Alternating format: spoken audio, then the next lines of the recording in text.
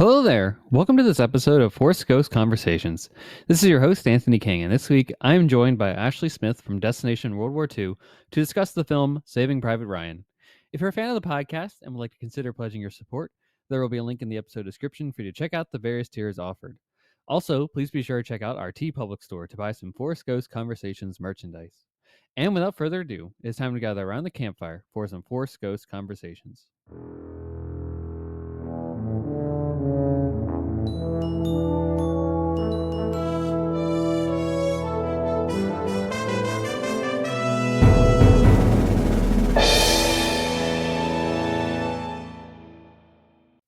Welcome back to the podcast, everybody. Thrilled to have Ashley Smith from Destination World War II back on the show to discuss 1998 seminal film Saving Private Ryan, a real classic in the genre of World War II films and arguably the gold standard of such.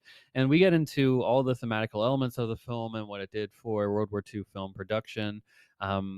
Since then and leading up to it, I mean, it is really a threshold moment and the art of cinema, and also just portraying the stories of the greatest generation. So thrilled to have Ashley back again on the show. If you missed our Red Tails discussion from a few weeks ago, make sure you go check that out. And I hope that you caught our meaningful and thoughtful discussion on Schindler's List last week with Dr. Greg Cass, who will also be back next week to chat all things Masters of the Air, the TV show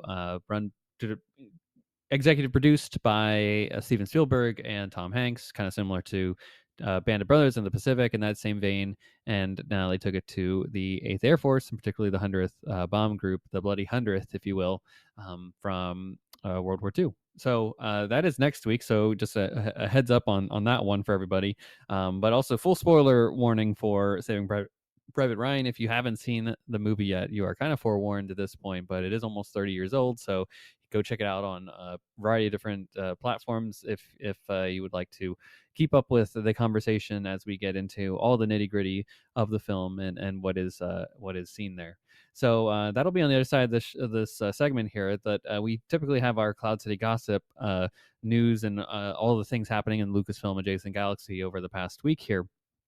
And they did do a run of Emmy awards last week that Andor had some victories in. So I did want to acknowledge those. 4 Creative Arts Emmys. They usually do some of these in the lead up to the big ceremony that at the time of this release will be this evening. So actually be on the lookout for that for next week, because hopefully Andor has some more victories coming its way. But 4 awards did happen, which include outstanding fantasy sci-fi costumes, which is awesome. Outstanding production design for a narrative period or fantasy program, 1 hour or more. Outstanding picture editing for a drama series, and outstanding special visual effects in a season or a movie. Now, I also did want to note that music by John Williams, the incredible documentary on Disney Plus, also won for outstanding sound editing for a nonfiction or reality program. So congrats to everybody involved on this front.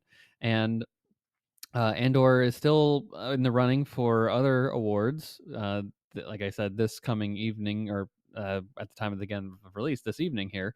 So if there are any other awards given to this incredible show, we will be sure to talk about those next week. And then lastly, on the news segment area here, I did want to note that next week is the official release of Lego Star Wars Rebuild the Galaxy Pieces of the Past, a season 2, if you will, for Rebuild the Galaxy. And that'll come out on Disney Plus on September 19th. And we have, looking at the whiteboard here, a plan to chat about that in just a few weeks here. So it'll be the week after we talk about Masters of the Air. So you have some prep time if you want to check out season 1 and season 2. But we'll have a full in-depth discussion about season 2 in just a little bit of time here. So be on the lookout for that. And that's kind of a rundown of where we'll be for the next couple of weeks here. And folks, that is all that I had for this segment of the show. On the other side of this very short break, we'll be back with Ashley Smith to discuss Saving Private Ryan. Stay tuned.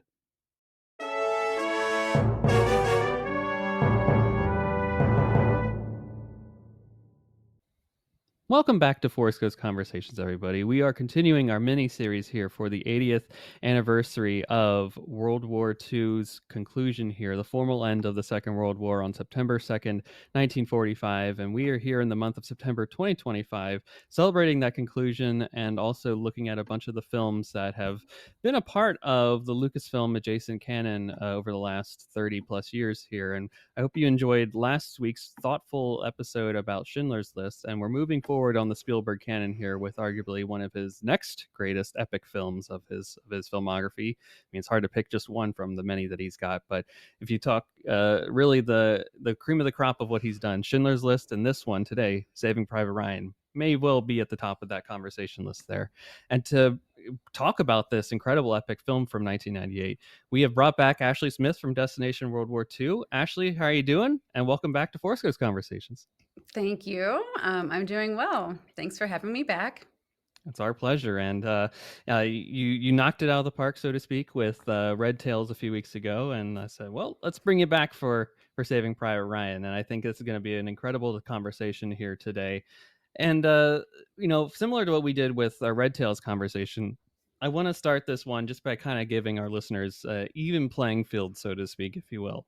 So if you could, please provide our listeners with like a quick synopsis. I know Yep. there are books written about this topic, so quick is an arbitrary term here, but just a little bit about what Operation Overlord is and what it kind of meant for the grander scale of what World War II is. Yeah, no problem.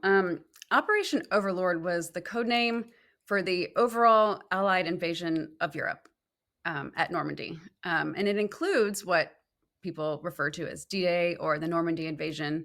But that was just one part of it. Operation Mm-hmm. Overlord was the entire Battle of Normandy. It lasted from June 6th until late August Mm-hmm. 1944. Um, Most people know it as, the battle of the US and the UK versus Germany, but there were really 15 allied countries involved. Yeah. And it was and still is the largest amphibious invasion in world history. Yeah. So it included something like 160,000 men, and that includes 18,000 paratroopers too. Mm-hmm. 6,000 ships and landing crafts, 50,000 vehicles, 11,000 planes. It's mind-boggling, the I mean, it scope really of it. is. It's it's Yeah.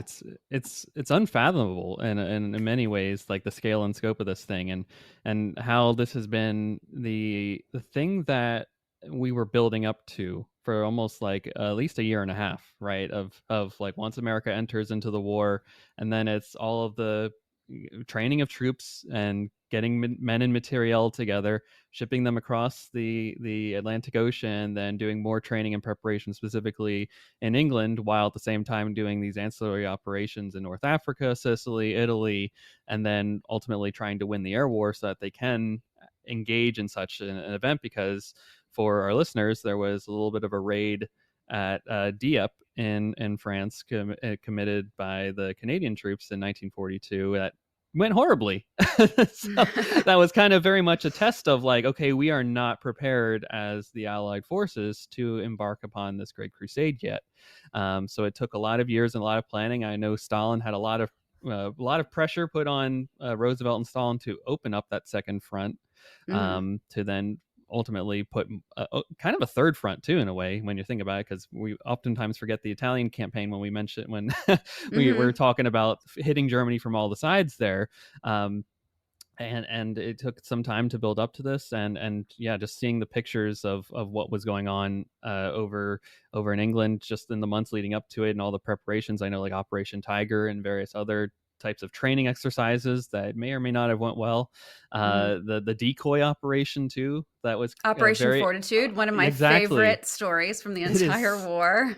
it is so cool. I mean, like the I fact know. that it is General Patton too is Hmm. applied to this fake group of like blown up tanks and whatnot that are just like meant to deflect from the actual invasion, and it worked to some degree too, because when the Hmm. actual invasion happened, both Rommel is away and Hitler's kind of woken up, and he's like, Uh, it's not the real deal. They're going to land at the Pot of Calais, and just, that was kind of the general assumption, because it's the shortest path between the cliffs of Dover to France.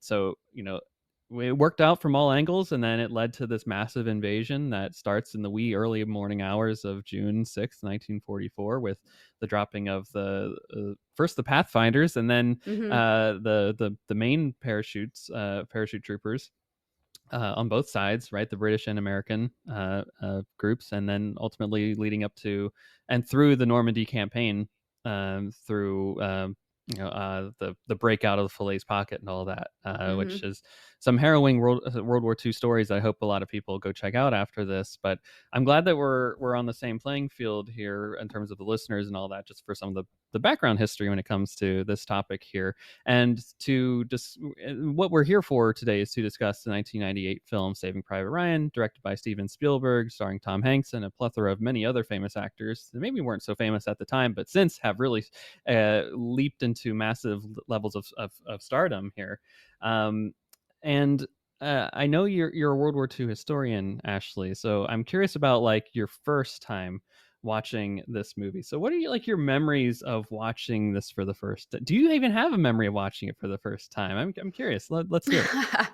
I don't really have like a concrete memory of seeing it. It's more of like a feeling I have. I remember seeing it and just thinking that it was just perfection through and through. Yeah, Just yeah. everything about it was perfect. The casting, the acting, the story, the writing, the emotion, just Hmm. literally every piece of it. I just remember thinking, wow, this is an incredible movie.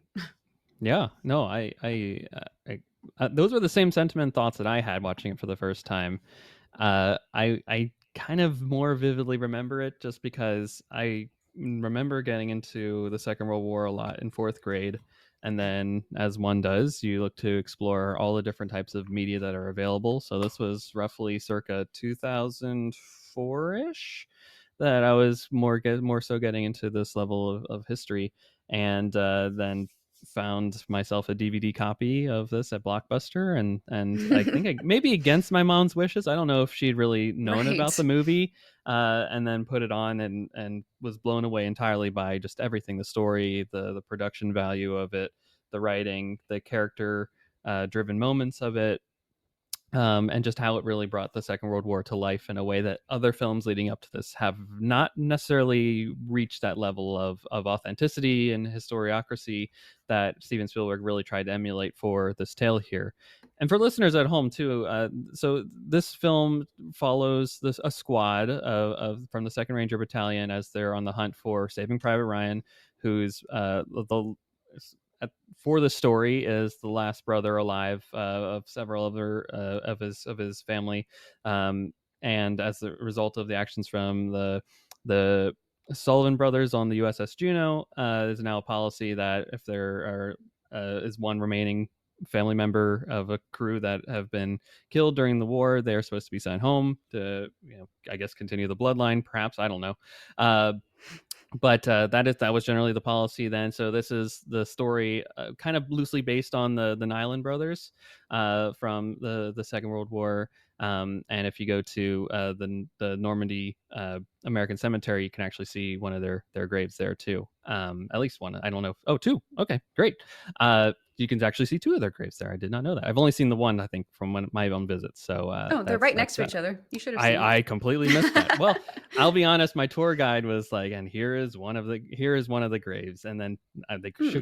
could have and should have mentioned it, or maybe I could have looked around, but I would think I was just in awe of taking everything in. Right. I'm pretty So sure they're next to each other. Now I'm doubting it. I need to check now, that. see, well, maybe we.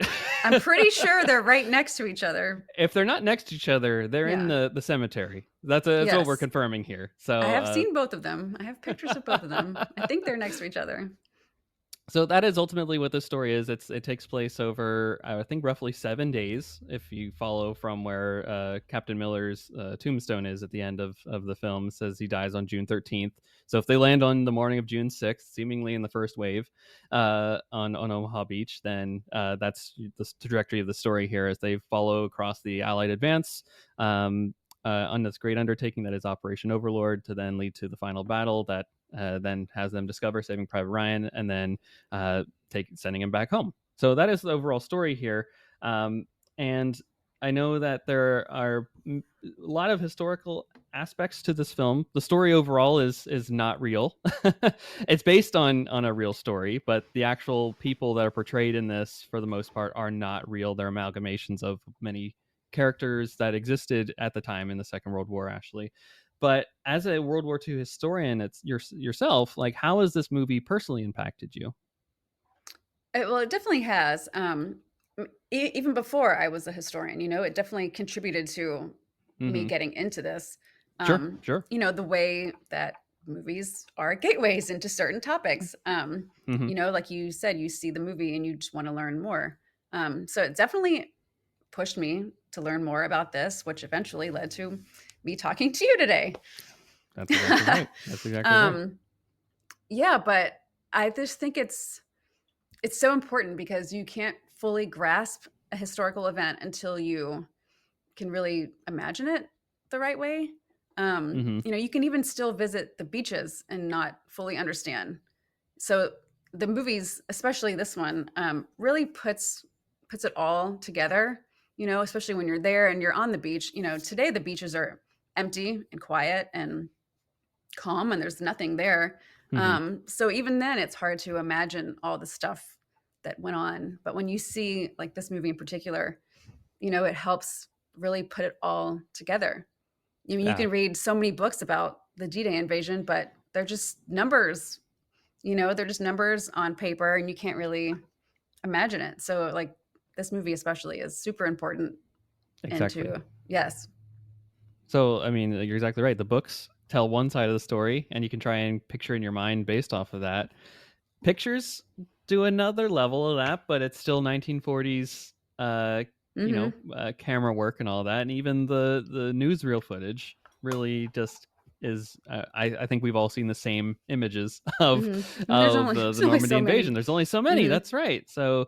And like you're saying, when you go to the beaches these to this day, it's not like they preserved a section of it as it was with like all of the mm-hmm. fortifications and etc. Like what remained were probably the bunkers that could not be destroyed despite the best attempts by the Right. Navy and the engineers to destroy them.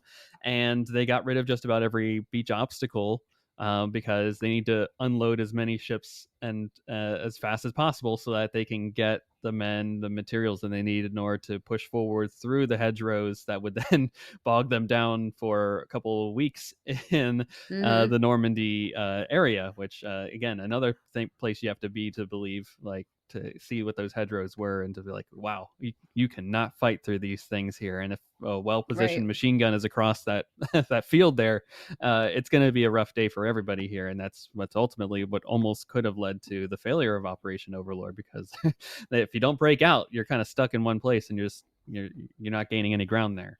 But I want to talk about like the idea of this movie, right? And when I say about the idea, I more mean so like in a sense of where it ranks among the other films of this caliber and of this genre. So Saving Private Ryan has been both critically praised and hailed as, I would say, maybe the quintessential World War II film. Do you think that this film still earns that title almost 30 years later? And where does it rank among the others in Spielberg's catalog? Because he does have a film like A Schindler's List, and he does Mm-hmm. have these big blockbuster films too, like Jaws and Raiders of the Lost Ark, and perhaps these other films that kind of take place in that 40s, 30s time frame too, around this World War II time frame here. So, what do you think about that kind of question? Well, first of all, I was shocked when I realized this movie came out almost 30 years ago. I thought for You're sure like, that was a whoa, typo. Yep, I whoa. had to confirm that for myself. I did not believe that. Because it doesn't feel like it's been out that long. But at the same time, I feel like it's always been there. So Is both are true. both are true, yes. But for the most part, I do agree with that statement, but there is a need for some clarification. Okay. Um, would I call it the quintessential World War II film? No, because World Okay. War II is just too complex. Got You it. could never distill everything that happened down into one movie. Sure. There's too many elements, too many participants. Like there's the Holocaust. That's a whole other element to World War Sure. II. Sure. The air war, Um, the Pacific the is a air whole war, different the Pacific, yes, like the Soviet Union. There's right, the Eastern too, Front is a completely different yeah, bag. there's too many things. So it is a fantastic World War II film. I don't think it is like the all-encompassing World War II film. Mhm. Um, would I call it the quintessential Battle of Normandy film? Again, no. Only because, Okay. again, there's so much going on. I would give that title to The Longest Day Okay, sure. because it It covers everything. covers everything, like all the sectors and all the stories that you hear that come out of this battle. Um, but I would call it the quintessential D-Day film. But Got it. again, only if I were speaking to an audience of Americans. It's Mm, quintessentially the American experience in Normandy specifically. got it. British and Canadian audiences might feel differently, you That's know. true. So I do think it is the quintessential D-Day film for Americans. Yeah. So No, it kind of narrows what you asked down. Um, but I think there's just too much going on to put all of that in one mm, movie. You know what I mm. mean? Yeah. No, no, I think that's entirely right. These are actually very, very, very fair points here on this matter here. And when you bring up the quintessential even D-Day story for Americans, right? Because Omaha Beach was an outlier. It was Mhm. not Right. every beach was not as difficult to take as Omaha Beach was for the 6-7 hours that it took to get Yeah. beyond the beachhead there. I mean, forgive me if I'm a little off on my numbers here, but it was only in like the hundreds of casualties on Utah Beach, like very quickly to get Yeah, I off the have to look beach up and all that that. Like number, it but it is was, not in the thousands that Omaha is for sure. I know, I was telling my husband this last night because we were watching the movie again, and I paused it during the Omaha Beach scene, and I was like, "I hope you know the other beaches weren't like this." This is, Yeah, and I think a lot of people might not understand that, I don't Like, think they do. They don't. right, yeah. I know, because then you Omaha read Beach is about Utah Beach, and it was like, I don't wanna say a breeze, but, compared to this, they landed comparatively and yeah, they got through and they're on to yeah, the next part, and it right, wasn't the big yeah, mythical story perhaps that mhm, Omaha Beach has become, partly because of this movie, yeah, exactly, and just because of lore and all that mhm, stuff, right? And what it means, and it's become equated to like heroism, and a lot of different mythical American features, I think too. yep. That, oh, if you survived Omaha Beach, then you are the top dog, right? You've courageous, you're brave, right? That's that's kind of been Well, like a look at Eisenhower's pre-invasion speech that he gave. Like, mhm. that's a perfect example of what this became. Exactly. It's so entwined, and it's almost like that speech was channeled into this movie and how it Mhm. depicts the Right. sequence here. Um, yeah, I think that's exactly right. I will say, just for the quote unquote quintessential part, I will say that even if it isn't the quintessential World War II film, the the action elements and the production of it is the quintessential aspect of it, perhaps, because every World War II film after it will always be compared Mhm. to it, or at least that's the gold standard that you need to meet and then exceed if you're trying to better it, if that even is possible. No, but Um, you're right. There's nothing better. and Um, so far there hasn't been. yeah, Now there's maybe you could not. say like a Band of Brothers is different because of the Mhm. subject matter, and it's the same, people behind the scenes putting it together, right? But ultimately this is your gold standard World War II action film that it needs. This is the gold bar of like, this is what it needs to be, Mhm. otherwise you're going to be forgotten. Yeah. No, I And there have totally been many agree. since, there have been many World War II films since that have not met that register, that are forgotten into obscurity because of it. Yeah. Or they need to be slightly different, right? I think like a Fury is different because it Mhm. talks about the tank side, the armor side of Right. conflict, and also the end of the war, right? It'll be tough to replicate another D-Day film because Right. Yeah, of exactly. what this does, and But how. Fury uses a lot of what Spielberg does in this movie, and which Mhm, is why it's such a great movie too. You agreed. know, there's deeply researched characters. Mhm, The point of view is on the ground. It's just I think it's perfect too. Now we'll throw back the hard question here for you. Where among the Spielbergs, like where is it ranking for you? Because we had this conversation last week about Schindler's List, and we were talking about, does rewatchability impact like a film's ranking, right? Because even though Oh, I don't think anyone would argue that Schindler's List is an amazing masterpiece of a movie, but because it's not necessarily the lightest subject matter, you're probably more often likely to put on something else. When if like push comes to shove, you got two options in front of you. You might choose like ET over over right. like a Schindler's List or a Saving Private Ryan on Yeah, a given day. Um, so knowing some of Spielberg's other catalog films, like where would you put this in that conversation there? that is hard. Schindler's List is my number one as Okay, far as and Spielberg honestly, I movies think go. that's an honest and good answer too. It's I really hard to do argue think it against is a it. masterpiece. I don't think there's anything wrong with it. I think it is brilliant. Like it's a Hmm. masterpiece. But I hear from people all the time who are like, I've seen it once. I don't need to watch it again. Yep, I understand the never. point. I'm good. Yes. So rewatchability is not there unless you're a historian who's like obsessed with it. Yeah, Um, but Saving Private Ryan definitely up there. Number two, I guess I sure. would put it number two. But I have Band of Brothers up there. It's not Hmm. a movie. It's still Spielberg, but Spielberg-esque. Yep. also I think is perfection. It's just it's so good.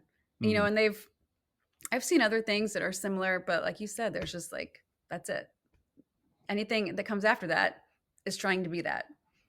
I agree. Um, but in terms of rewatchability, absolutely. And in Indiana Jones, like it doesn't get more rewatchable than that. If it's on TV, I'm putting it on. That's right. That's right. Yes. A Last Crusade, right? Yep. I can't Hitler, watch it enough times. Indy punching out Nazis is always a good I thing to know. have on, right? Sean Connery, Yeah, brilliant. exactly. Yep. Nope. Every moment of that movie is perfect. It But was so Jurassic Park funny. is another favorite of mine too.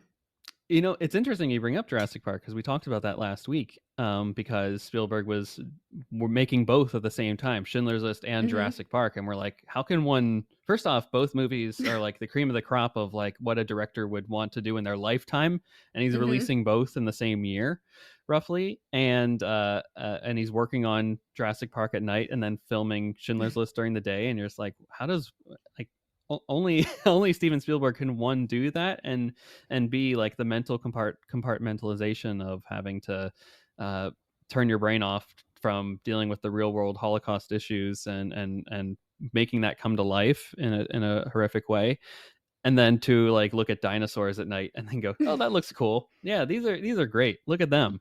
Approved. T-Rexes are great. Yeah. And look, I watched the Spielberg documentary that you mentioned. Oh, great. I I mean, I've always respected him, but I have so much more respect. He is on such a pedestal at this point. I know. It's incredible. It's such a good doc, isn't it? It is. It's very good. And you're like, this guy did all of it. Like, I think we take for granted how much over the course of 50 years now he's done that, and how awesome a I large know. majority of it is. And Um, it's so good. Like each movie is just so like you can tell he put his heart and soul into like every single movie he did. that's right. And yeah, like I said, any director would just take like any run of his and say like for their career they'd be good, right? And you're talking Mhm. like a Jaws, Close Encounters of the Third Kind, Raiders of the Lost Ark, E.T. That's like in 6 years right there I of know. filmmaking, and then Jurassic Park and Schindler's List in the same year, and these later run films of his like Bridge of Spies, Lincoln, Ready Player One. Like we take these Mhm. for granted, even the last couple of years, right? West Side Story, The Fablemans. We It's incredible that Steven Spielberg has all this to his pedigree, and unfortunately, we get to live in the era of Spielberg, and that's just not even touching the like all the stuff he's executive produced over his lifetime, Mhm. right? Like a Back to the Future, um, Right. uh, Band of Brothers, The Pacific, Mhm. all these different things over the years. I mean, he's touched so many things, and I'm glad that you got a chance to see it, because that will definitely come up here in this conversation. And back to the Jurassic Park of it all, because I was watching some behind the scenes work of Saving Private Ryan before hopping onto this call here, and it's interesting that he similarly the release dates didn't work out the same way, but he was also working on the Lost World while at the same Mhm. time making this movie. So Wow. this man does not know rest at all. He just No. keeps moving from one film to the next, and it's crazy. Yeah, that is. And it's interesting too that we talked about it last week, but I do want to bring it up again just because you mentioned Indiana Jones and how awesome it is, and it's so funny how like there's a world perhaps where we don't get Schindler's List, and thereby I think once he gets Schindler's List done, then we get to Saving Private Ryan. I think that's a necessary through line to get these films. I don't think he necessarily makes this movie in the way that he does, especially without the experience of working on Schindler's List. So him meeting his wife, who was the actress Willie Scott, Kate, Mhm. on Temple of Doom, and then her wanting to like understand his Jewish side and bring that back out of him, which he had repressed and rejected for a lot of his life, and then getting married as a Jewish couple again, and then that relationship then encouraging him to make Schindler's List is just like an incredible through line. And I know there's a lot of people in this fandom that boo hoo Temple of Doom. Not here in this I household. like it. Temple of Doom rocks, and so does Yeah. Willie Scott. Kate Capshaw knocks that role out of the park. Yeah. So it's always fun to see like these through lines across all this, and of course Spielberg's dad being a World War II vet himself, and a lot of his early films that he made before he even went to film school were about World War II. And Mhm. growing up in Arizona, where he had this airport with access to a bunch of different World War II era planes in the hangars that he and his friends could just jump in and record doing action sequences and splice in some newsreel footage and all that stuff and create these like fun student films that he would show to his Boy Scout club. It's that's that's how you get from that to Yeah. then the incredible experience of Saving Private Ryan, which is his ultimate love letter to what he would say is his dad and the Greatest Generation. Mhm. Yeah. So, without a doubt, I would say, and probably most people would say, the most memorable sequence of this film is the depiction of Omaha Beach on D-Day. And in your opinion, as a World War II scholar, and you've been to the beaches a few times, how well does Saving Private Ryan depict this infamous moment in the war? Well, having not lived it myself, Yes, I'd also have very to true. say he did it well, simply based on what I know to be true about warfare and the Hmm. Normandy invasion. One thing he really worked on was the authenticity when it came to the scene. Hmm. They used real army uniforms, they used real Higgins boats. Um, they filmed in the same kind of weather. They researched using the footage and the photos and the videos, to like make sure everything was recreated exactly. I Yeah. mean, I don't think that you could get more authentic than what he ultimately produced. But what I really liked about it was he filmed it from the perspective of just those few men. Hmm. There weren't a lot of, wide sweeping shots of the beaches being bombed or, anything like that. It was really just like they put you in the shoes of these people, You're in the filmed it boat. at eye level. Yeah, you're in the boat, you're in the water, you're on the beach. So I thought that really gave it a feeling that you were there. Yeah. Yeah, as best you can, right? I mean, Yeah, as best as you can. and as the stories have been told over the years, right? A lot of veterans were have applauded this sequence for its authenticity, Hmm. and almost realism to a fault, as they had to launch a full like almost like therapy phone line for vets after the movie was released, so that they could have a space to chat through any PTSD experiences that arose because of seeing this, whether they were there themselves or were engaged in other combat sequences throughout the war. Um, I think it's a really impressive the way that they put it together, right? You're like, okay, they're in the boat. You're literally with Captain Miller almost every step of the way, from the disembarkation, jumping over the side of the Higgins boat, which was a very common thing because there's if the Hmm. bodies are piling up in front of you, you got to get off that boat somehow, and sometimes going out the front door is not the best way, and just yeah, you feel the weight of every step that's taken to get to the beachhead, the seawall, and then to break through that. And it's harrowing how you really get a sense of like, I would say in like bad action films and especially bad war films, there's this sense that people I think can take away where which is entirely wrong. That is like, uh, I could survive it. Like there's a Hmm. skill level to war, which Right. there isn't. There is no such thing. It's just like, okay, I just didn't happen to be in the right place where a bullet was at the right time. Uh, you know And this movie does a fantastic job of illustrating that. Like the people are exactly. just, it really is just where you are Like in space at that you time. just happen to be in the front of the boat, and that's how Yeah. you got hit. Or you're just off of that the little beach obstacle just a slight bit, and you just happen to get hit. Hmm. Um, So, or you walked on a landmine, or like there's Right. no rhyme or reason to any of this, and Mm-mm. there's no skill. You just got lucky, and that's Yeah. that's why so many of these guys felt survivor's guilt afterwards, is because they're like, why did I make it and they did not? Like this is the age old question of war, that I think this film does so well, especially as we start to lose members of the team along the way, and these are the most highly, Rangers are some of the most highly trained soldiers in the U.S. Army and even across the United States military in general.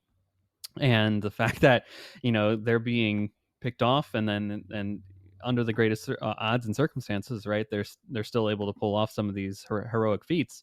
It just proves that point again of how randomized war is and how no one is really a winner at the end of all things. Hmm. So this film does such a great job in depicting that. I do have just some interesting nitpicks about this scene as time goes on, right?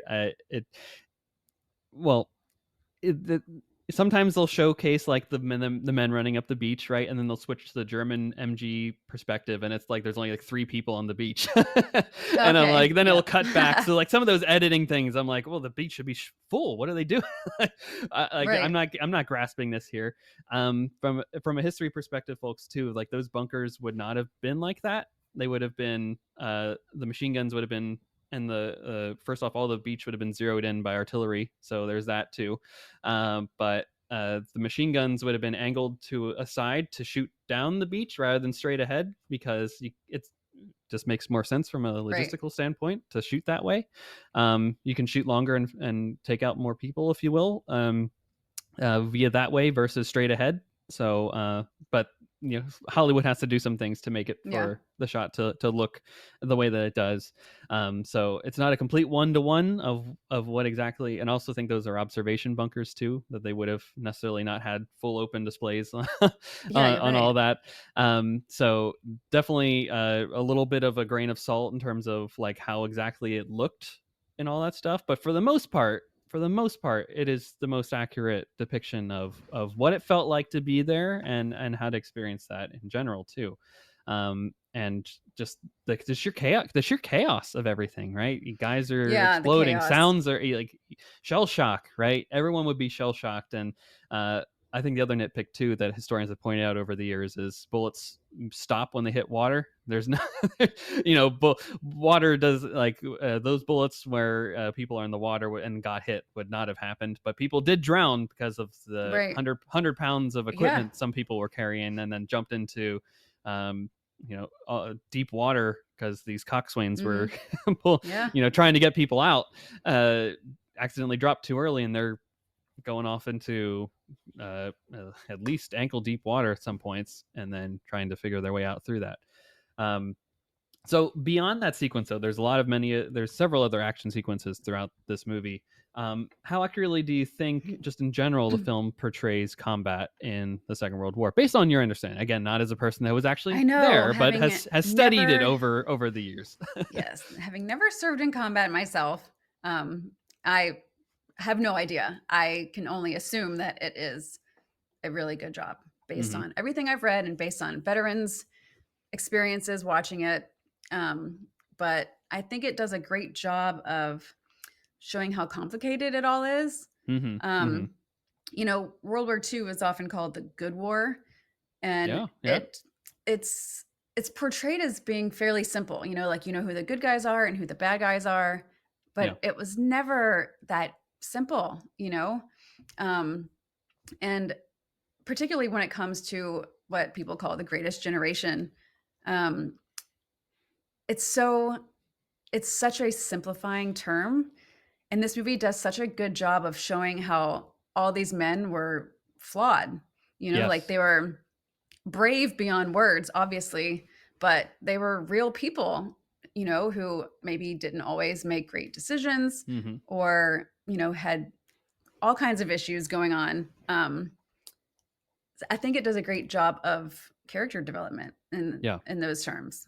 Absolutely, Yeah. absolutely. We'll hold off on the character question. We'll get into I that in know. just just I just know. on the other side of this one here. I think that's correct too. I think overall it does. Like we said, it's going to be the gold standard for every other war film after this, and every other war film leading up to it doesn't hit the same pedigree that arguably this one does in terms of how it presents itself. Right? It's very documentary style in terms of how it's shot. So it does feel like you are either watching a newsreel of the time or you are part of the Allied advance moving forward. And it showcases a lot of different action types and sequences, Mhm. right, of squad combat. So whether it be the actual beach landing itself, the attack in Neuville, which is a real town, but Mhm. I wouldn't necessarily imagine that 101st Troopers would have been there at that time when they're supposedly there. It would have probably been 82nd Airborne Troopers based off of where it's located, just outside of St. Mary Glees. So, well, take it with a grain of salt, folks. But that's where we see house to house French fighting there, and then you kind of see that like last very much a defensive rather than offensive fighting Mhm. compilation. And then there's also the squad attack sequence on the machine gun outpost, which is a very controversial part of this movie, I think. So we'll get to that one too in just a little bit here. But I think that overall it showcases all that, and honestly, it highlights the uh, the terrors of what war brings out of people, right? I think one of the interesting things about this movie is like you mentioned, the myth of World War II, right, is that it is Mhm. cut and dry. It is black and white. We are the good guys. They are the bad guys. But throughout this movie, there are very much hints at Americans doing bad things too. Mhm. Yep.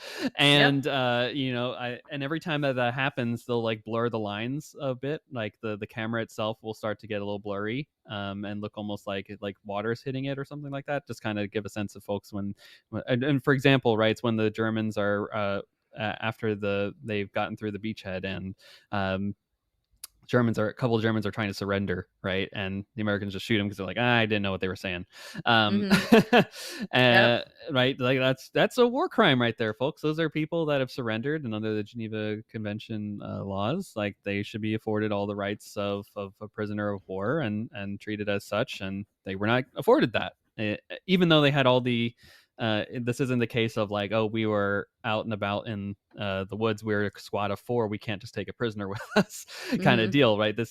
We got a full parade of people coming up behind us. Like there's no excuse on this one here. So there are a couple instances throughout the movie where it does have these shades of gray, and it does highlight that this is for the Americans at least, roughly almost 3 years into this thing. They and this is a war that if you signed up after Pearl Harbor, you sign up for the duration. You just, Mhm. and the only way getting out was you either got hit or you died, or or the war ended. Those were your three options there. So when they show like Sergeant Harvath picking up sand, and you see like Africa and Italy, right, and Sicily in his bag, he's been around the block a little bit. And Mhm. for these people, a lot of them are starting to wonder of like, oh well, how much longer do I have left? Because you can only get so lucky.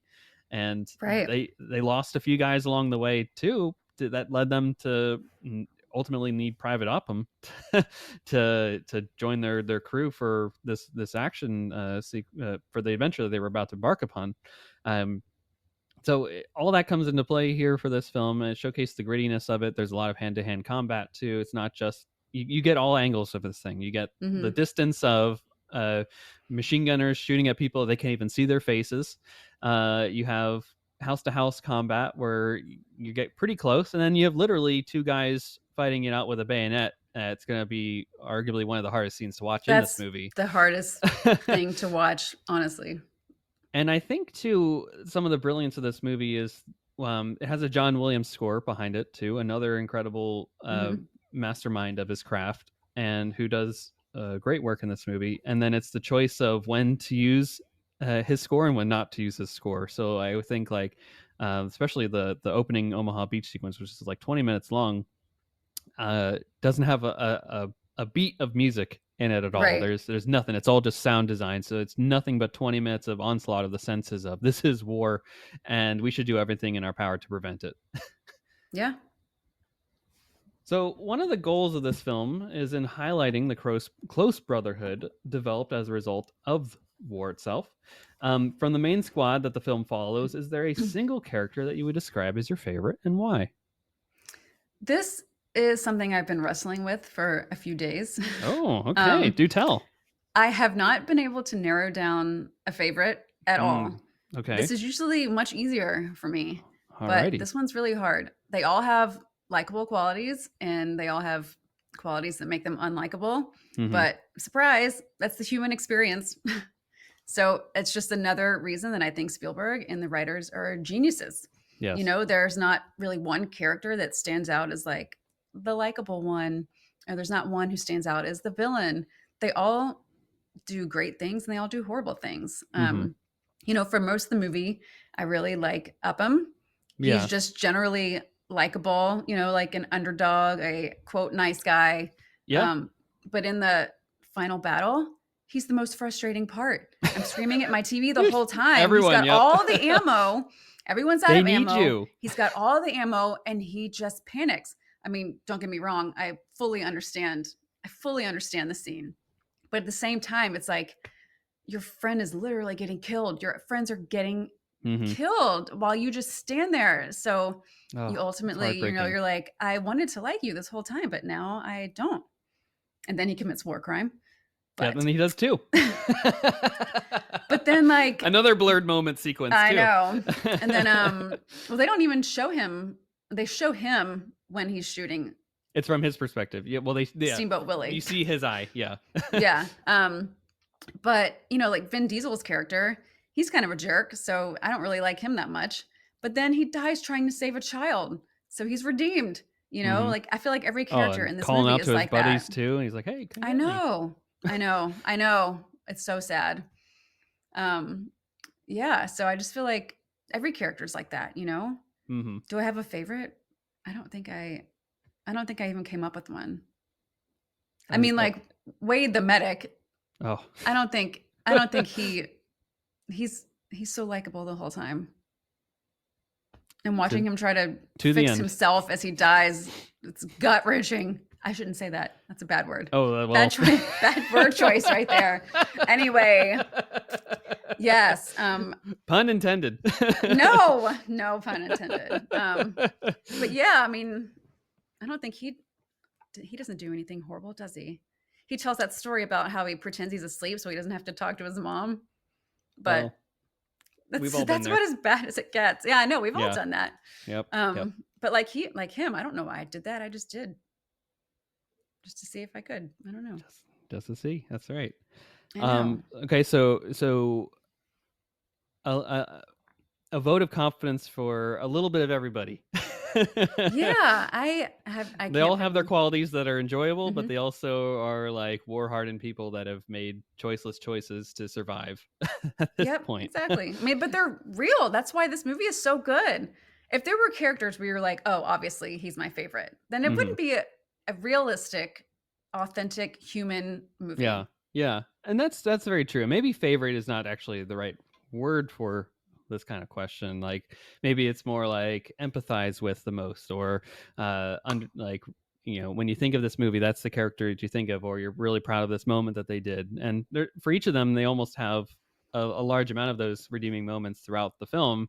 And then Mhm. they also have the yin and yang to that too, of like, well, okay, well, they're also doing this and doing that, and Right. it, you know, just adds up, and then ultimately leads to like kind of that speech that Tom Sizemore, Sergeant Harbat's character, has at the end of this, where he's like, "Well, maybe if the only good thing we do is we get this guy home, then Mhm. have we done some good? Probably." Like it's hard to say with all the things that we've seen and done that are like the opposite of humanity and humane. Mhm. Right. Like this guy getting to make his mom happy because he's the only one left of the three brothers that he also lost Mhm. is like, well, we'll do it. We'll do it. Like it's worth it. Like, because that's the question throughout the entirety of this movie is like, well, what's worth it? Right. Yeah. uh, this whole mission is stupid. Like, we're in this, we're overseas. We were taken away from, the captain, for example, right? I used to be a high school teacher, and now I'm over here. And Yeah. would people even recognize me after this? Like, I've done horrible things. Like, how can I just go back to just teaching kids how to read and write after this thing? Yeah. What is the point of all this? And I think of like a real life example, right? Eugene Sledge, who's featured in the Pacific, right? Like he's grappled with that question for so much, especially the Pacific War, which is a complete different animal in terms of Mhm. horrific nature and what humans did to one another. Um, he's like, I got to study biology. I have to study life. Like this is the only way I can make things meaningful for me after this is by, Right. is by doing that.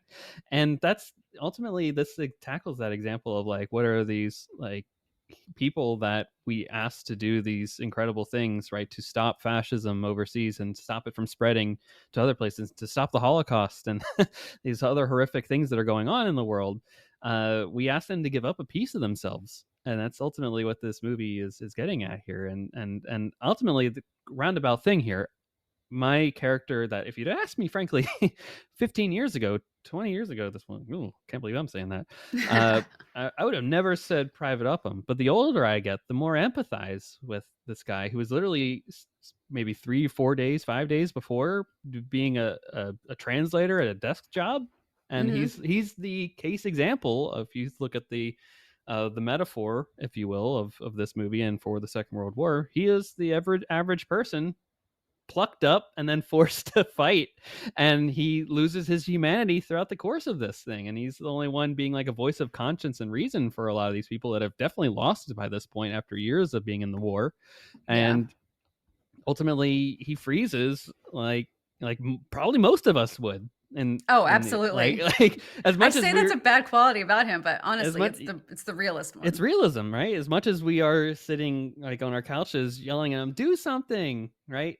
How much of us would actually do something, or we just freeze in the moment when something like that happens? Like it's a realistic thing and it's an honest thing, and it showcases how much war is uh innate is not an innate part of human nature, Mhm. right? This Right. goes against everything that humans should do, right? We should be celebrating life and encouraging us to move forward and prosper.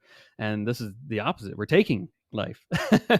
And to a lesser degree, right? I think Band of Brothers does the example better in this kind of portrayal just because of the time and space that they offer, right? I think of Mhm. episode 3 with the Keraton sequence with Private Blythe, who kind of has that loss of humanity too.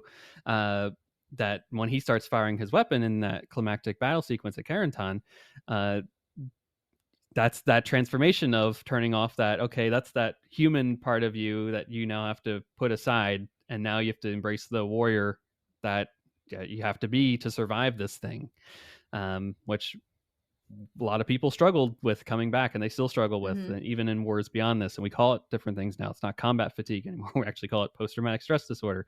And you even see Captain Miller struggling with that uh, Mhm. throughout the movie, right? With the shaking of his hand and the variety of different things that he experiences throughout this. So that's ultimately where I land today is Upham. But ask me any other day of the week, it could be another person, right? It could be um, Private Mellish. It could be maybe perhaps Caparzo. I don't know. It just Mhm. depends on the day. But it just highlights how great this film does at creating this squad element that even Caparzo is the first one to perish from the group, and that's maybe what 45 to an hour into the movie, and you feel something for that guy, even though he has the least amount of screen time. And if Yeah. that's the case, then they did a pretty good job of characterization to that point. Yeah. So the moments of quiet between the squad are sometimes just as fondly remembered as the action sequences of this movie.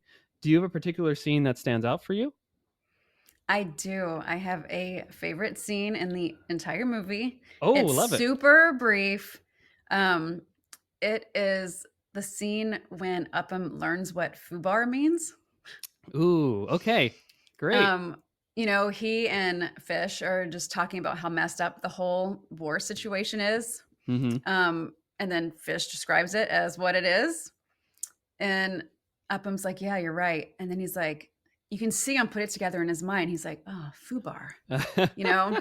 And I just love it because it's such a small, discreet act that Mellish does just by finally telling him what it stands Mhm. for. And it's Mhm. just so heartwarming because it shows that Upham has finally been accepted into the quote brotherhood. And I think it's just like such a beautiful moment, even though it's Yeah. so brief and just so, I don't know, different than the rest of the movie. Yeah. I No, just, that's one of my favorites. it does. It is a great standout moment for sure, and just like the realization, like, yeah, I'm accepted now in some way, right? Hmm. Yeah, um, and I think he's a fantastic actor to portray all of that. Like he hardly says any words, but you can just mhm. like the whole scene is put together. Absolutely. Absolutely. I think that's a really well done sequence too. Just at large too, right? How they built that up too, right? With like the Hmm. explaining of things and like just how the squad is talking and walking and talking with each other, right? And uh, building that bond of, they have this brotherhood already, but for the audience this is really our major introduction to them, and we get a sense of the griping up and down, right? Like, oh, you gripe to me, I gripe to my superiors, but I don't gripe to you. that Hmm. that kind of thing. Talking about various aspects of the war and life, and Barry Pepper being like, hey, get me within get me within 100 yards of Hitler and we're going home, see ya. Yeah, um I think just and that's great. Upham trying to find the word "fubar" in the German dictionary. He's like, it's not here. Yeah, he's like, I he's know. reading his little book that he's got. And he's like, oh. You know, and I mean, I've known what FUBAR stands for I guess 30 years now, hmm but I think it at that point in the movie when Upham finds out what it means, I think that's when the audience finds out what it means Yes, too. Is they that firmly correct? confirm what it is. Yes. Yeah. I think that's the first time also, yeah. Now, for me, you kind of hinted at this sequence, but is the Private Wade just like randomly just talking about his mom, Yeah. and it unfortunately sets up the gut punch of his passing in the next sequence. But it is just a one of those realistic things where you're just like, oh, it kind of has that vibe of late night sleepover with like Mhm. your pals, where you're just like 2 a.m. anything's a fair game conversation. Yeah. You just talk about the random stuff, but sometimes the most realistic thing and the most personal thing comes out, and that's his fear, is just like, oh, I wanted to, you know maybe that's just maturity of his point, right? To be like, okay, um all my mom wanted to do was talk to me and Mhm. find out about my day, and she about and tell me about hers and all that. And it's almost like he's envisioning his own passing, maybe, perhaps, because it's like he wishes for that, like, why did I reject such a sweet moment there, when like you only have so many of those in your life. Right. And he won't get another chance at that, and that's the great tragedy of war and what this war did to people. He's meant to save lives, and ultimately he loses his. Right. um and the way it's so well lit, and they're in this church and they're just having these heart to heart conversations with each other, and the sounds of war in the background too. You can hear the Mhm. cannons and gunfire going off in the background. Like, it's so poetic, and it's so moving, and you're just raptured by that sequence. I mean, it's like, Quentin Jaws telling you about the USS Indianapolis. You just can't stop staring at the screen, and this is an equally riveting monologue. And like, no one Mhm. and Private Ryman's like, I don't even know what to say after that. Like, he's like, oh, that was deep. That was deep, Yeah. man. I just want to talk about other things here, but cool. Let's let's get intellectual about this thing. Let's get into your own personal. It's I mean, it's his therapy here in many ways. He's like confessing to, it's like Wow, I'm piecing this together here because I know the way they shoot it. It's almost like it's a confession, right? It's like he's Yeah, confessing it like looks like that. his greatest sin to his brothers, uh, Right. who are like, I don't know what to do about this, but you're absolved. Thanks for telling me. And then he goes off and perishes in the next sequence. But that's again showcases the brilliance of Spielberg and what he's able to pull off in this movie for sure. Yeah. So I firmly believe that all quote unquote good, in terms of quality, good war films, at their core are anti-war films, and there is a consistent thematic element portrayed within the movie about the futility of armed conflict itself and the transformation it has on the people who are forced to undertake those experiences. And one scene where this idea is on full display is in the controversial radio site machine gun raid, resulting in the death, therefore, of medic Wade. Hmm. Um, so, Ashley, if you're in Captain Miller's position, in his shoes, if you will, do you make that assault or do you sidestep it to move on to the task at hand, potentially leaving it for a next Allied patrol to come by? I sidestep it Without question? without question. Without question. Throughout the entire movie, Captain Miller has done nothing but go on and on about the importance of their mission. And then he just Hmm. deviates from that, just Okay. like Yeah. that, and risks all their own lives. It seems crazy to me. I I understand. I totally understand what he's doing, trying to make sure that another group doesn't get ambushed. I totally get it. But what if they'd all been killed? Hmm. Then Private Ryan wouldn't have been saved. That is very true. And before this, Captain Miller didn't want to do anything that would jeopardize the mission. And then he just Mm. goes and does this. It seems very random. I feel like it's the only part of the Mm. movie that doesn't really fit. Okay. Um, I mean, I understand his rationale, and I understand Spielberg's rationale. There's certain scenes you need to add, but I'm just like that. I don't get it. It's such a break in character and such a break in everything he's preached the whole movie. Yeah. But if they'd all been killed, I don't get it. I mean, that's very fair, right? It's not like he'd There's a sent real two people possibility. ahead. I don't know. and Yeah, the, and the action too is odd, right? They're just charging a machine gun yeah. It's head very on. weird. It's very weird. They could have sidestepped and threw those grenades from the side theoretically. I don't know what the whole terrain was, right? Right. But if they could theoretically sidestep it, then they could also maybe have found a way around it and flanked it a little bit. I don't know. Yeah. And if they were able to see it, who's to say that the next company who comes along wouldn't see it and be able to sidestep it? I don't know why he thinks, maybe this is something I just missed. I don't know why he thinks the next company is automatically going to get ambushed by them. Yeah, why he puts this onus on himself to be like, hey, we got to do this right now. It It, seems so out of character because he's just been it preaching about does. stick to the mission, don't do any of this other crap, don't save a child from their family, don't do all Hmm. these other Hmm. things. And then he's like, we have to do this. Even in the acting too, right? He seems off He in does that. seem Like, off I and he don't know if gets that's really just. mad. I don't know. Do you think that's the combat fatigue maybe just setting in there, and he's just like having like a crabby moment? And this is what happens when your In superiors charge and that are in yeah. charge are having an off moment, and this is what happens as it results in death, and then they have to deal with the consequences of that. Yeah, I mean, I totally understand, I totally understand that nothing makes sense when you're in that situation. It's one of those choiceless choices, if you will, right? Yeah. uh, you, Great point. They have a mission, they have orders, and they're choosing to kind of forego those because they think of the larger maybe mission at this random moment. But that's the uh, first time in the whole movie he does that. that's right. That's right.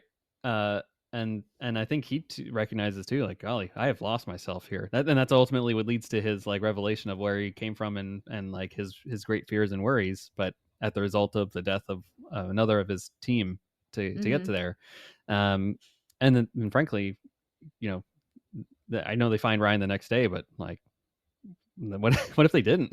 Right. Exactly. They could have been out there for next couple of days, and they're just really just scooting all around uh, the Cotentin Peninsula to try and find this guy who just happens Yeah. to be fortunately found the next day. But like you're saying, that's a very good point there of like how it could take out the entirety of their squad. That's frankly something I've never really considered, just because like I've That's the seen the first movies. thing I thought of. I've seen this movie so many times. I'm like, well, Wade dies here. Like that's the one cost there. But it's like Yeah. kind of that hubris too, maybe, of like, okay, we've done these so many times, right? Like I know we'll escape out of this, but no, they But don't. what if you didn't? You have a mission. Yeah, Why deviate from the mission? I don't stick to the mission. there's no like skill in war. It just is luck. Like you just didn't get shot at. Yeah. And all And his people too were like, this is not yeah, a good idea. Like, we should not be doing this. This is not our job. yeah, this And is he's Fubar. like, it is Fubar. Yeah. And he was like, I don't care. We're doing it.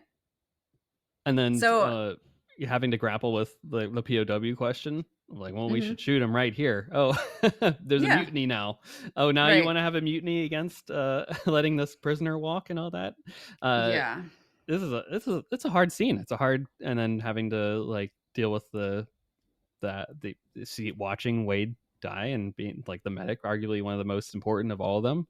I Uh, know. And he's trying to fix himself. Ugh, I He's can't. like, That's, I take some morphine. Oh well, yep. well, take what you can. But I'm just thinking back to like the Battle of the Bulge sequences of other films, right? Where it's like, oh well, medical supplies, especially when you're not connected to a larger uh, Hmm. allied force, like might have been limited for them. Yeah. So if they're using up a couple syringes of morphine on this guy here, what if they need that for the next battle, perhaps too, right? Like Yeah. all those hard questions come into play here that don't necessarily get talked about. But uh, coming into, you've actually convinced me here. Coming into this conversation, I'm like, oh well, sometimes you have to like set aside the mission for the larger cause here. So they should have taken out this machine gun. Uh, but I think you're right, because I never pondered the question of what if they all get gunned down here because of this. And Right. you know definitely Private Ryan never gets found, or who knows to say like how many days it takes to find them, and then to realize that Private Ryan never got found, and that's the secret mission that they were on. Like Yeah. there's a lot of what ifs there that arrive because of that ultimately are because of this like almost idiotic sequence that they decide to go and do this. Yeah. Agreed. But what you say makes sense too, because I was just like, this makes no sense. Mm-hmm. This goes against everything that Captain Miller has preached this whole time. But then I like what you said about that must be intentional, to show that sometimes you just kind of break from reality and what you do doesn't make sense and you're just making choices and And you're you're just influenced by all existing. kinds of trauma. Yeah. Right? I mean, you and I both are fans and know of Major Winters, right, from featured in Band Hmm. of Brothers, and I think everyone wants to be like him, very cool and aware under combat, and knows almost what to do and the right thing to do, and to put the people in the right places in order to make the success happen. But ultimately, he's one person, and would we want a billion Major Winters to be in our military at this time? Absolutely, but that's not realistic. And Right. everyone has an off day, and this is what happens when your commanders have an off day, and there are people underneath it that suffer the consequences of such a thing. And even just not even a captain level, right? Do generals Hmm. assign people to missions and send them off? I mean, this whole mission is an example of that to Right. some degree, right? The policy is if enough brothers die, then we send them back home. And this one we had to actually track him down and where he's at, right? So this is someone over in Washington saying we got to get them, and then because he said that, then four more people die because Hmm. of that concept of that choice, right? And it's just a whole war of that, right? Take that machine gun bunker. I don't want to. Well, too bad. Get up and get going. Yeah. um, which honestly is a little bit better than what we talked the Eastern Front a little bit there. That's a whole different Yeah. can of worms there. The Soviets are like, here, take this. There's no bullets in this rifle. Charge Hmm. that machine gun there, and if you turn back around, we have our own machine gun set up to to keep Yeah. you from escaping here. So like that's a whole different beast of brutality out there. But for at least from the American perspective, like we were saying earlier, like this is a good American film. Like this is very Hmm. much made with American ideology and American qualities Yeah. put into it to discuss the American experience of this thing. And that leads me to my next question here, which is like, what do you think are the lasting themes we talked about a few, Ari, but if you want to extrapolate on any others that you can potentially think of, like what are some of the lasting themes that we as an audience should take from this piece of it's historical fiction, if you will? I think it's simple that war is hell. There's Yes. nothing about it to be glorified. It's just your worst nightmare. But people live this every day. And Mm-hmm. also that we're all human beings. We're all the same. We're all the same species. You Yeah. know, we're all imperfect, but we're all doing our best as well Yeah. with what we have. Yeah, Absolutely. Absolutely. And that's ultimately at the heart of what every good war film is an anti-war film. right. Like if you watch Oh, this, and absolutely. unfortunately there are a lot of people that watch this movie and get the wrong idea from it. Yep. There's a vast amount that get, take the wrong lesson from this thing, and they see it and they go, "Yep, America rocks," and they wear, back to back World War champs T-shirts that I absolutely loathe hating. Yeah. It's just the wrong message. We should, by seeing this and seeing the experiences that these men went through, and watching ancillary media and actually seeing veterans talk about these things, it means we should do everything in our power to prevent these Mhm. things from happening. Now, were these guys doing a good thing by stopping fascism and the spread of that across Europe, and preventing the Holocaust from continuing one day further? Absolutely, right? Was that a just and worthy cause to do so? Yes. Well, what's the cost, right? It is a Mhm. generation of people that had to sacrifice years of their lives for this, and if they were lucky, they got to come home. And if they weren't lucky, they lost their lives because of this ideal. And then they come home, and then they're very much told to like pick up and get a job and start a family, and that has ramifications that impact us even to this day, right? Because that's generational trauma that's passed down from people to Mhm. people, that we're still trying to grapple with. And as wars haven't ended since, unfortunately, we've had many other conflicts throughout the 20th century, and a whole Cold War that just lingered over the globe for quite some time. I mean, World War II ends and the Cold War begins right after. We don't even really get a Yeah. peace. It's Mm-mm. a very fragile peace and all that.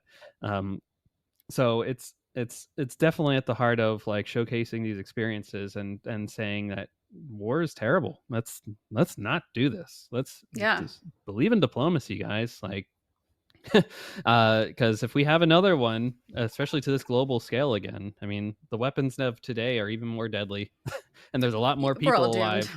Like it's not going to be very pretty at all. Mhm. So just yesing everything that you said there, and I do want to add. So we talked about, you did watch the Spielberg documentary, and very much this is a love letter to the Greatest Generation, from Spielberg to, and it's especially as a love letter to his father, Mhm. who served as a B-25 radio, a radio person on a B-25 over in the China Burma India theater during the Second World War. So the war was very much a part of his early upbringing, and Spielberg had a troubled relationship with his father, so to speak. For many years, his parents got divorced when he was in high school, and he blamed his father for that, and really resented his dad and didn't really speak to him for quite some time. Even though, as the documentary points out, he took all the blame himself to let his mom not, like, as a like to make sure that the kids like their mom still, even though she was kind of the one that pushed for the divorce and all that. So just a very interesting familial display there. So this is, and you'll see it in Spielberg's films too, like the concept of divorce and the absent father and the reconciliation that comes with that, right? E.T. is very much front and center there. Jaws is kind of the absent father for a little bit there. Close Encounters is definitely the absent father. The um, one I think of the most is the one that Spielberg likes the least, and that is Hook. yes, see, exactly. That's He doesn't even that's talk in about my top 5 as well, but he it. hates that movie, but I think it's very underappreciated, and I know I'm Hmm. not alone in that as well. Absolutely, absolutely. No, you're in good company here too. Hook is a great movie. I will Yes. never take any Hook slander. Um, But then you start to like see the change there, right? So the like Last Crusade is very much like when he starts to reconcile with his father, and like that whole Sean Connery Indiana Jones is very much related to his own experiences with his dad. And then this film is ultimately like the thank you for your sacrifice and to your generation, and I'm sorry for this is the I'm sorry movie kind of. And if you ever get a chance, The Fablemans from 2022, if you haven't seen it yet, is the autobiography of Spielberg, just with different names, but it's the same story. And that's his apology letter to his mom in many ways. So it kind of gets the full circle of putting out his therapy through his movies in various ways. But ultimately, I think at the end, right, it's when Captain Miller is perishing and he's talking to Ryan and he's like, earn this, right? I feel like that's Captain Miller talking to the audience, right? Earn this world that we've created for you. Like, and that's the question that I always leave after watching this movie is like, have we earned as a people, as Americans, as a part of this global society, have we earned this world that is post World War II? Like, have we earned the like, have we been good stewards of the peace of post World War II that was set for us? Like I don't like have an answer for it. Some days I'm like we failed them entirely, and some days I'm like we've done a pretty good job. I think all things considered, like if you look at the stats, like the numbers of people that have died in conflicts are tremendously down compared to where we were prior to World War II. But we have this like fragile peace and fragile existence where like if one drone lands on a foreign country now, like it could spark a number of different trees that go off that can then spark a grand global conflict again. So like, I don't know. I'm at this thing where this like the ultimate message of this is like again, war is terrible, and they fought for a world free of fascism, and do everything in your power to keep peace and be good people to others. Like, don't let this happen again. Earn this. That's brilliant insight. When he says that, I don't I didn't think of that the way you did. I thought that was just him saying that to Private Ryan. But I I will mean, say, it's a lot to put on one guy, right? right, I You know, better earn but this. We all died for you.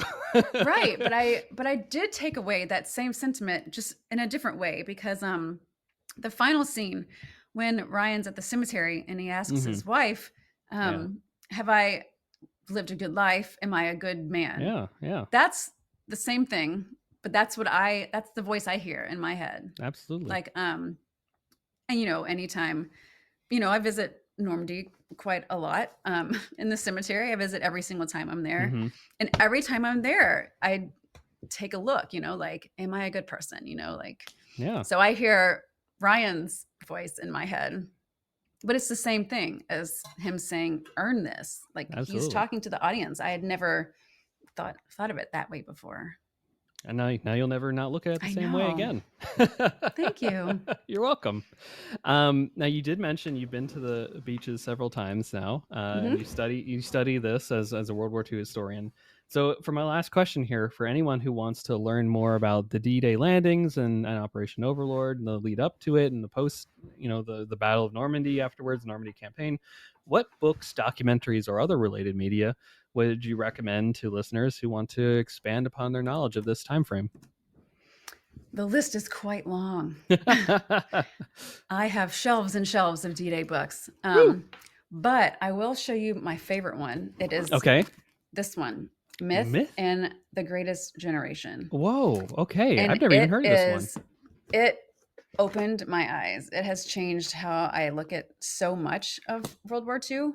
Um, it focuses on all the things you just mentioned, like how disruptive the war was to those involved, both during the Yeah. war and especially after they came home after the war. Hmm. And it really tries to clear up issues in like the harmfulness of terms like greatest generation and good war. Mm-hmm. um, this was before we knew what PTSD was, and when even thinking about going to therapy was severely taboo and you never would have Whoa. done it. Yeah. So yeah, so definitely this book has definitely changed how I see a lot of stuff. The Wow. most Okay. eye-opening book I probably own. But this book, Decision in Normandy by Carlo d'Este, Okay. is fantastic in describing like the whole planning of the entire invasion, Yeah. the lead up to it. It's incredible. I mean, they Okay. planned this for years. It's very, very complex, and I just think it is full of information, like useful information. I love it. Wow. Wow. And that was a heavy book too. Those are both heavy books, That's a big folks. one. For listeners, Yes. this is purely an audio podcast. They had no I idea know that I'm like this showing were you. like lugging around these like almost 1,000-page books Yep, they're about the big. very specific Um, about the topic too, which I mean I wrote them down. I I can't wait know. to like find them. Like those Yes. look like collegiate level textbooks there, which I expect Well, from you know what? They're from when I was in grad school, so yes. amazing. But also, this is another one of my favorites: D-Day in D-Day. History Okay. and Memory. And Amazing. this one, yeah, this one it's a collection from several different authors, and it discusses the many often competing ways that D-Day is remembered in Mhm. contemporary society by Americans versus Okay. how Germany views D-Day versus how France views Oof. D-Day. And it's also eye-opening, because we're so used to getting just the glorious American perspective of Mhm. Mhm. what D-Day was. But this talks about, like France doesn't view D-Day the same way we do. It was And areas quite of France traumatic for view it them. differently. Yeah. Yes, like tens of thousands of people were killed, injured, you know, Forced um, laborers. yeah, like the D-Day invasion, like we think it's fantastic, but we killed a lot of French civilians in that That's right. invasion. Yep. Bombs are dropped and it's So not necessarily on the right people all the time. yeah, so this book does a great job of showing you like how it was viewed and how it is Mhm. memorialized in different parts of the world, which I Yeah. think is super interesting because we get we get a very finite perspective here in the US as to what D-Day was. So I do think Yeah. it's important to see all sides of it. Absolutely. Don't No, get me that wrong, it was an amazing victory, but it wasn't perfect. It's complex. all wars are. Yep. Yeah. The Navy are largely for why Omaha Beach was such a travesty of an event, right? Because the Navy missed a lot of Yeah. the initial bombing of like some of those of turrets and gun emplacements that could have been taken out, and that's what led to it being such a devastating thing. And versus Utah Beach, right? They land at the wrong spot, and because they Yeah. do that, they land in a spot that isn't largely as defended. So Yep. they get to also, right. Another example. They're actually trained Germans in beach defenses at Omaha Beach versus like I think it's like a mortar squad that's like forced Mm, to defend Utah Beach, and a variety of different like people that are brought in from the eastern territories that are just thrown into German uniforms because there's so much Atlantic wall to defend that you can't defend all of it with Germans, especially as the right. Eastern Front and Italian fronts are going off at full speed here. So like especially behind Utah Beach, there's like people from all over like the former Soviet territories at that point, and the Eastern Axis allies, right, from Hungary and what have you Hmm. across Poland and whatnot. So it's incredible. Very much, this film is from the American experience, like you said, and these are some great instances of other literature that I think will help to expand upon our knowledge base of this event. Now, I imagine you would also recommend too going to Normandy. Yes, of course. Where would you recommend that folks go? Where are some of the highlights? Some top, like, say you got a day. What are the top points that you would say like you have to do this or carve this out into your time? Well, when people ask me this, which they ask me several times every single day, I always have to ask what they're interested in because if they're from Canada, they probably don't care about all the Yeah, American yeah. stuff. Like if you're from Canada, you have a whole day to Send me spend the at Juno. Juno Yep. Beach. Yeah. You got the Juno Beach, the museum, like all the memorials over there, all the battlefields Hmm. over there, the cemeteries over there. And then if you're from the UK, you've got two beaches to visit, I mean, these are full days that you could spend at these places, you Plus know? Cannes, yeah, Um, right? Cannes, Battle of Cannes that yes, lasted there's for a month. so many places. For American listeners, I always say you have to go to Omaha Beach. You know, Hmm. there's museums and there's a lot of memorials and monuments, but really just go to the beach because you've Yeah, seen this movie, you know, and you've seen these scenes and you've seen these pictures, and you cannot understand what it feels like in context or out of context, yeah, you know. So I yep. always say go to the beach, you know, see what it's like. How big It's it is, it's right? Like huge. at low tide too, you That's can all that way yes, it's out, like a mile you can see. and with like how It's big those crazy. cliffs are and how far away they are from the beach, like it's Yes. incredible. It is incredible, but the other thing is you see families just hanging out on the beach and just playing, It's a normal kicking the beach day. soccer ball, you That's know, and right. like people, it's a normal beach, and that's what's so crazy to me. Yeah, over here it'd be a Um, national park of like a national battlefield, right? mhm. Run by the National Yeah, Park Service, and it would be very preserved to an nth degree, and it is preserved yeah, to an nth degree, but it's also, the French just are different with how they preserve yeah. things. That they live there, you know. That's it. Um, but definitely the American Cemetery. That's you have to visit there. You can't Hmm. not visit there. Yeah, It's one of the most incredible places I've ever been. it's very harrowing. Um, yeah. And then there's like St. Mary Glees, you have the Airborne Museum.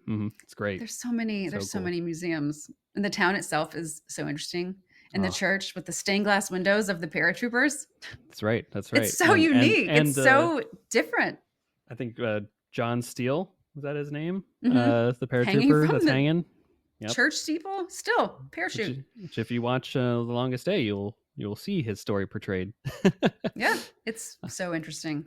But I also really love Aramash with Hmm. the artificial harbors that are Yes. still sitting there on the beach. You can walk up to them and look inside them, and they're just there all over the beach, which I think is incredible. It looks nothing like it did back then, but it's still so neat to see that this stuff is still here Yeah. on the beach and in the ocean.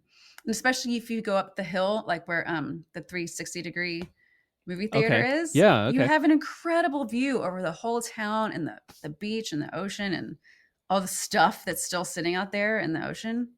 So I Wow. definitely recommend going there too. So how long does a person need, you think, in Normandy to see it all? Like a Huh. week? A week? I've been going for like, you know, a week every year, and Hmm. there's still a few things I haven't seen. I say 3 days is good. 3 days? Okay. 3 Tack it days on to is your good. Paris vacation, right? Take the Yes. 3 hour train. Yep. Um, Yeah, I say 3 days is pretty good. You can see a great deal of the things that interest you. You can't see all Hmm. of it, but you can definitely narrow down some really good Yeah. spots, and you won't have to rush as much. A lot of people do visit for the day from Paris, and it's usually I get emails from dads who were like, "My wife and daughters agreed to let me have this one day. What can I see?" What's the So most I'm make the like, most of "Ah, my I day? got Yeah. you." Yeah. Yeah, it's mostly that actually. No, but 3 days is what people would I would say mostly spend. That's what I, hear the most about. Awesome, awesome. And I hope Yeah. that listeners, if you haven't already, I hope you get the chance to do so, because watching it is one thing, but being there is a whole different ball game in its own right. Y- you walk in the steps of them, you can understand the locations, because it's very much, although the defenses aren't necessarily there anymore, like Europe hasn't really evolved in the last 80 years, especially the Normandy region. Like Mhm. St. Mary No, Glees looks very much like St. Mary Glees back then yeah, still. and it feels that way and looks that way, and you see I mean, I was there, in June, actually, and, you know, driving down the highway, and a literally 1940s ambulance drives by on the highway. As You know, one does. you see Willys Jeeps everywhere. Everywhere's got American flags and French Hmm. flags and UK flags, and it's just crazy. It really feels like a time warp, It is. but in a It is. good, victorious kind of way and not a scary one. And yeah, it's not the wolf lair. So Right. No, it's it's a, not. it's a Quite celebratory different. Yeah. experience for sure, rather than celebrating Nazism. Yeah.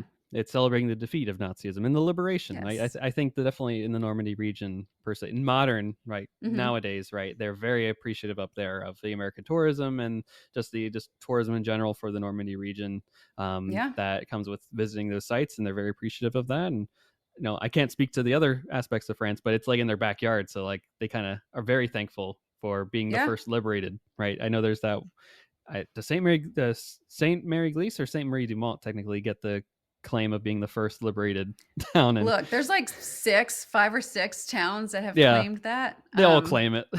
They all claim it. I couldn't tell you which one is the actual one.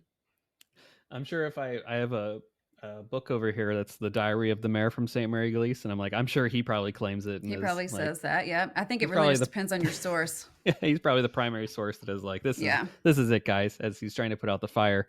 That was the church being caught on fire that night Mhm. too, Right. from the pre-bombings. So poor John Steele being caught on that as Yep.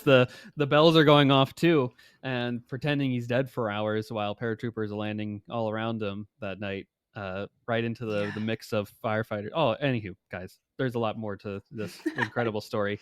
Uh, Even Pegasus Bridge on the other side with the British Yeah. paratroopers as well too. Like there's so much to the See, there's Operation too Overlord. much to put in one single movie. There is. But Longest Day does a really good job, but it's also a very long It movie. tries. It is a long movie, and it's dated, right? So It's like dated. I mean, the acting is dated and the Sean cinematography is Connery's like dated. jumping off his boat, and he's like thrilled to be there. He's cracking jokes the whole time. Yep, yep. Um, So but different experience. it's a totally a different experience, but it tells a lot of the stories. Like another one of my favorite D-Day stories of all time is The Bagpiper. Mm-hmm. Do you It's know who another I'm one. talking about? Yeah, I do. I do. Yeah, That's and right. he's in that movie. So I like that movie for its content, but it may take you a couple days to watch it. Yeah, I mean, once you get into the actual battle, which is like an hour and a half into it, Yeah. Yes. it really goes from there. But yeah, it really just jumps from place to place. It's like, okay, Utah Hmm. Beach, okay, Omaha Beach, oh, Point du Hoc, oh, the paratroopers are landing now. Like, of course, I'm out of Yep. sequence with all that, but But it's that's really how it kind of how was it in real is. life, Yeah, Yeah. exactly. That's It how it wasn't a was. All this stuff was coordinated happening endeavor. simultaneously. Yeah. Yep, exactly. And frankly, when you're there, you're like, wow, I walked in 15 minutes what took them seemingly like a day because they have to like crawl because they don't know where Hmm. people are at. Or you're like, wow, there really aren't any like street lights. So like if you landed as a paratrooper in the middle of the night here in a field, you would have no idea where you're at. No. And Complete Normandy's pitch darkness. huge. And it's big. Like Yeah. in just the beach landing sectors, it's it's way bigger than I think people understand, because they want to visit all these places in a day. And I'm like, it takes an hour just to drive like from one of the beaches to the other beach, Yeah. Yeah. Like it's a lot. It's really, really big. It is quite an endeavor, but it's worth the endeavor to get out there and to Absolutely. experience it the best that you can. And Ashley, it's been a blast having you on, chatting all about Thank Saving Private you. Ryan. If folks want to learn more about Destination World War II and your other travel sites, where can they find you online if they want to continue the conversation, or even ask you what I've got a day in Yeah. Normandy? Where I what can I know. do? Destination WWII.com is where I'm at. You can even do /D-Day, and it has all of my Normandy stuff, which there's a lot of. There, yeah, and seems like there's more to come too, right? Because you said you've not There's even always more. completed everything, Yes. and they're always like adding new stuff too, like as I technology know. improves and Yes. they're trying to engage people in different ways and get people to come back, right? They're like, oh, have the D-Day experience now. uh, Have you done the D-Day I did experience? not do. No, No, I had I a did the D-Day prior experience. I had a priority for like, okay, I'm very much Utah beaching this experience Hmm. here. So I'm having, the museum there, and I'm going to bike around. I'm going to see Brecourt Manor. I'm going to see the Major Winners Monument. I'm going to walk St. Marie du Mont. I'm going to go to St. Mary Gleese, the Airborne Museum too, Hmm. which is Which they also just very state of the redid. art. They Yeah. redid the whole thing last year. Yeah. So, and of course, experience just like the culture and eating. And we stayed at Hmm. this nice, like, uh, chateau, if you will. That's like a now B and B, but Hmm. not a B and B. They have like their own restaurant, and it was really cool. But we were like 5 minutes from the beach, and like 2 minutes from Breakhorse, so we were right in the middle Mhm. of all of it. But yeah, did not get to do that yet, but maybe one day. Maybe one day. There's always new stuff. Yep, always. And folks, thank you very much for listening to this also very thoughtful episode on Saving Private Ryan and continuing our World War II movie conversations here. We're actually shifting for our next week's episode, not about a movie, but somehow I convinced Dr. Greg Cass to watch all of Masters of the Air for our concluding episode. So be prepared. It's on Apple TV Plus if you haven't seen it yet, but all 9 episodes are going to be fair game next week for that. And I hope that you're ready for that conversation, because I think you're going to have a great time with that one, as well as we close up the celebratory season on Force Ghost Conversations. And until then, may the Force be with you. Take care.